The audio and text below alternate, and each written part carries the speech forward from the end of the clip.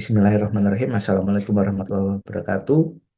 Kita lanjutkan diskusinya ya pada kegiatan belajar kedua terkait dengan pajak dan retribusi sebagai sumber penerimaan daerah.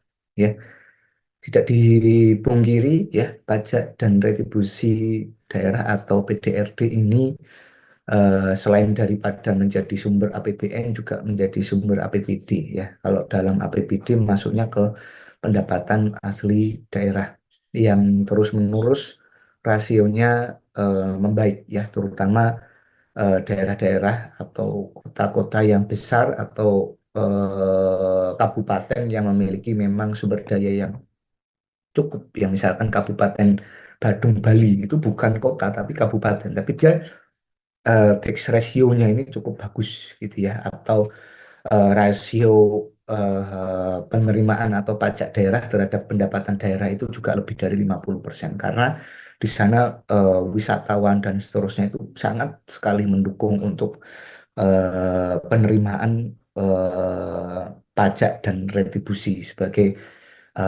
apa namanya sumber penerimaan atau pendapatan dari daerah. Kita melihat ya dalam Undang-Undang Nomor 1 Tahun 2022 tentang hubungan keuangan antara pemerintah pusat dan pemerintah daerah ini menjadi menarik ya. Setelah sebelumnya kita mulai dikenalkan dengan earmarking tax gitu ya.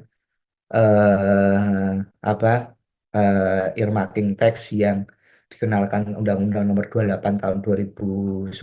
Setelah ini kita seolah-olah dikenalkan dengan option pajak gitu ya, atau saya lebih menyebutnya dengan piggy back tax kan seperti itu.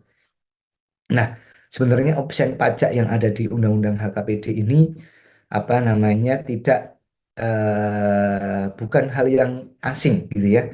Misalkan di sini option pajak mineral bukan logam gitu ya. Terus di bawah ada option PKB, ada option BBNKB seperti itu. Ini sebenarnya bukan hal yang apa namanya bukan hal yang baru karena di undang-undang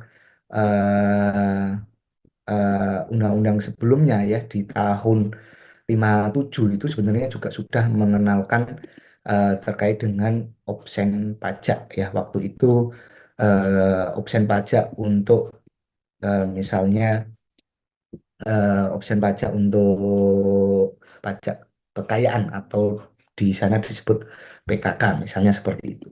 Jadi saya sudah tulis di buku saya ketiga gitu ya terkait dengan option pajak ini.